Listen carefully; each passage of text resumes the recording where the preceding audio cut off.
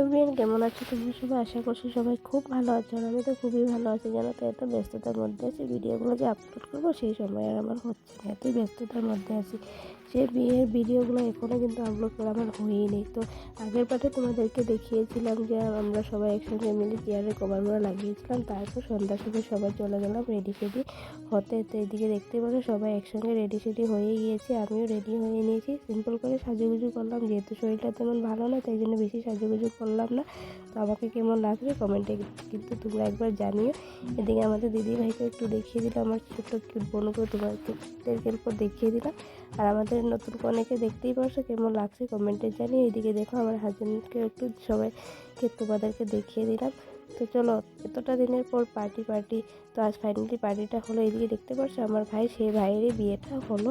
তো চলো, আজকের ভিডিওটি এই পর্যন্ত, দেখা হবে তোমার সঙ্গে নেক্সট ভিডিওতে। টাটা, বাই বাই, সবাই খুব ভালো থাকো।